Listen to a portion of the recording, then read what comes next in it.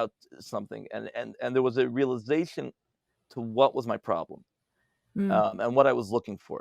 My real problem was that having grown up in an environment where there's a lot of stigmas or a lot of perceived attitudes towards towards blacks. A lot of it's ignorance, but just hearing it, feeling it, seeing it around me, and knowing. Mhm. And I think I internalized some of that, some of those feelings. Mm. So the big key word is I realized at some point that I would look in the mirror. When I was younger, I did this as a teenager. I'd look in the mirror and I would literally ask Hashem. I'd say, "Why?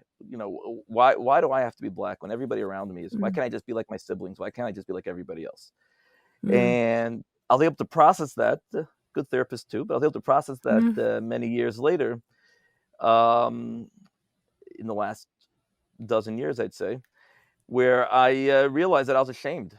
I was ashamed of the black side in me, and I had to really come to terms with that. I had to really figure out my feelings, figure out why I was ashamed, and figure out how to believe in myself and how to be proud of who I am and where I come from. Wow. Wow, that's incredible. Did you have reactions of people? Did you have racist comments growing up? What was that like? Yeah, yes and yes. My first experience that I remember, and I've been even now I've been thinking through my years. My first There were experiences when I was much younger, that I didn't process till many years later. I didn't even realize that I was being mistreated or treated differently. It didn't register. But by the time I was 9, 10 years old, I did start picking up on things. My Mhm. first experience was my mother, um, who, when I was young, when I was 5, we moved to Illinois. And when I was by age 6, we moved to the Chicago Restaurant Park community. Mm. And for my mother, for her 40 plus years in Chicago, um, doing the same, going out for with Neshei Chabad, with the women of Chabad, and trying to meet people and help people and inspire people, has it, it was a part and core of what my mother is. And Mm. she always, every before every Yom Tov or on every Yom Tov, she would go sit by in front of storefronts and greet people and give out the candle lighting kits and give out holiday brochures, mezuzah, whatever she can do to try to spread the Rebbe's mitzvahs, the Rebbe's campaigns. So it's Sukkot, and I'm about 9 years old, and my mother encouraged me to take the lulav and etrog and to go stand in front of this Jewish style restaurant called the Bagel.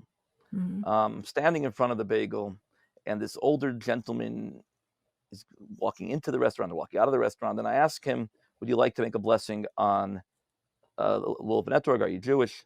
He looked at me. I remember looking down at me, and he laughed and he said, "I look more Jewish than you." And that stuck.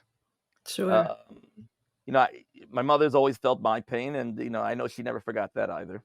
Sure. We've talked about that a number of times. But after that, there were other experiences.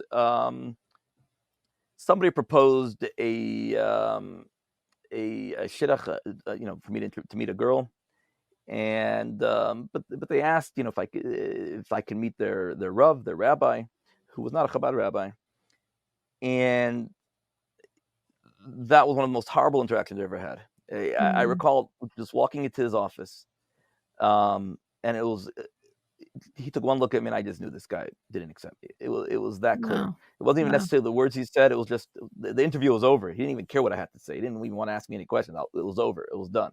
Hmm. So those kind of experiences, um, you know, they have an impact.